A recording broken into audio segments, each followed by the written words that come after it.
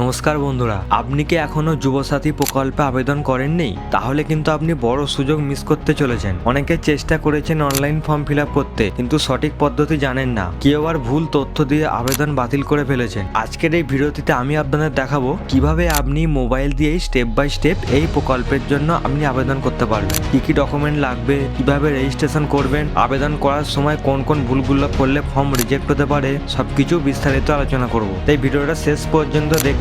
চলুন শুরু করি। প্রথমে আপনি আপনার মোবাইল বা কম্পিউটারের মাধ্যমে যে কোনো একটি ব্রাউজার ওপেন করুন এবং সার্চ করুন ds.wb.gov.in।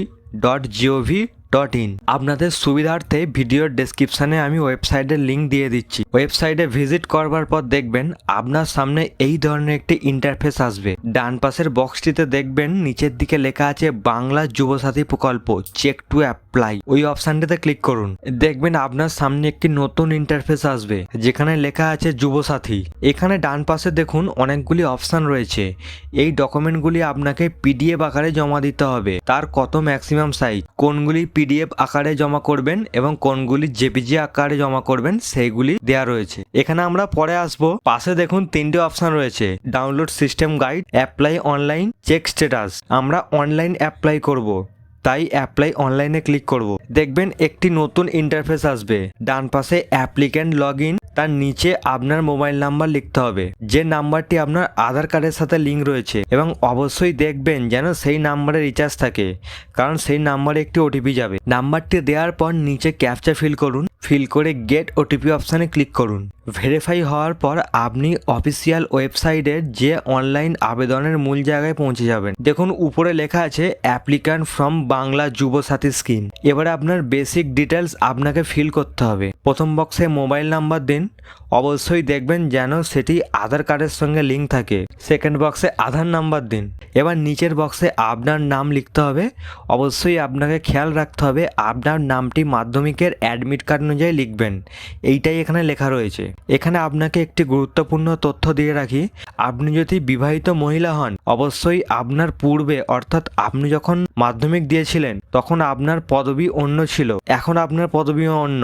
এখানে আপনার নামটি অ্যাডমিট কার্ড অনুসারেই লিখবেন। নিচের বক্সে এবার আপনার মোবাইল নাম্বার দিন। এই মোবাইল নাম্বারটি যেন আপনার ব্যাংক অ্যাকাউন্টের সাথে যুক্ত থাকে। পরের বক্সে আপনার ইমেল আইডি দিন। এবার আপনি আপনার জেন্ডার সিলেক্ট করুন। নিচের বক্সে আপনার ডেট অফ বার্থ দিন। অবশ্যই ডেট প্রথমে, মাস মাঝখানে এবং সালটি শেষে থাকবে। যখন আপনার ডেট অফ বার্থ দেবেন পাশে আপনার বয়সটি ক্যালকুলেশন হয়ে যাবে। নিচের বক্সে আপনার ফাদার্স নেম লিখুন, তার পাশের বক্সে মাদার্স নেম লিখুন।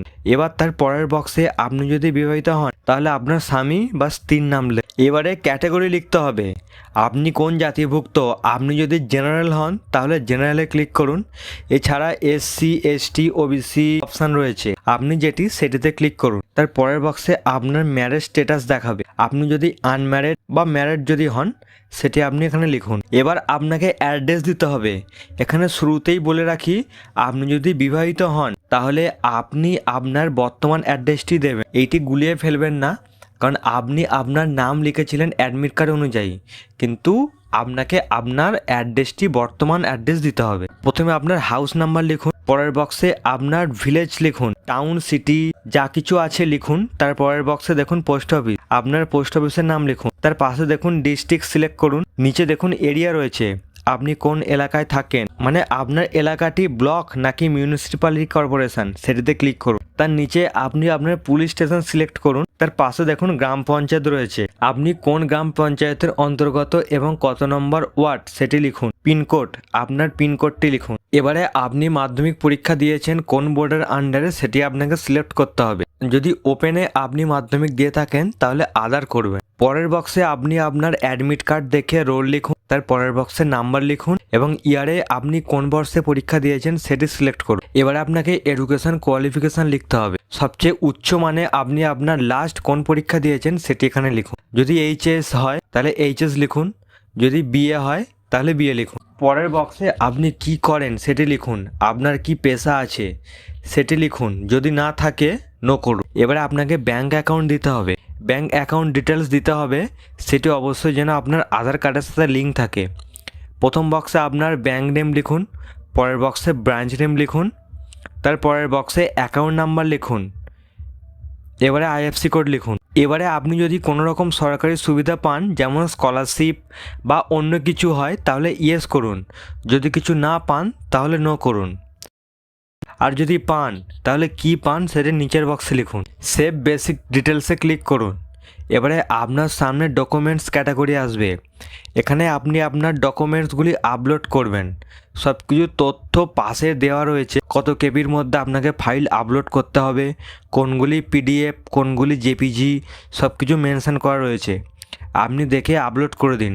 আপলোড করার পর দেখবেন এখানে একটি নতুন ইন্টারফেস আসবে। এখানে কিছু নোট রয়েছে, সেগুলি একটু চেক করে নেবেন। সব কিছু যদি ঠিকঠাক থাকে তাহলে ফাইনাল সাবমিটে ক্লিক করুন। এবারে দেখবেন আপনার অ্যাপ্লিকেশান সাবমিট সাকসেসফুল হয়ে গেছে। অ্যাপ্লিকেশান আইডি দেবে, এটি রাখবেন। এটি আপনার স্ট্যাটাস চেক করতে কাজে লাগবে। তার পাশে অ্যাপ্লিকেশান ফর্মটি আপনি ডাউনলোড করতে পারবেন, ওটায় ক্লিক করে আপনি ডাউনলোড করে নিন। তো বন্ধুরা, এই ছিল যুবসাথী প্রকল্পের অনলাইন আবেদন করার সম্পূর্ণ পদ্ধতি। আশা করি এখন আপনারা সহজেই যুবসাথী স্কিমে আবেদন করতে পারবেন কোনো ভুল ছাড়াই। যদি ভিডিওটি আপনার কাজে লাগে তাহলে অবশ্যই একটি লাইক দিন। কোনো জায়গায় বুঝতে সমস্যা হলে কমেন্ট করে জানাবেন, আমি অবশ্যই রিপ্লাই করব। আর এমন সরকারি স্কিম, ফর্ম ফিল আপ এবং গুরুত্বপূর্ণ আপডেট পেতে এখনই আমাদের চ্যানেলটি সাবস্ক্রাইব করুন। আপনার একটি সাবস্ক্রাইব আমাদের আরও ভালো ভিডিও বানাতে উৎসাহ দেয়। ধন্যবাদ সবাইকে, আবার দেখা হচ্ছে পরের ভিডিওতে।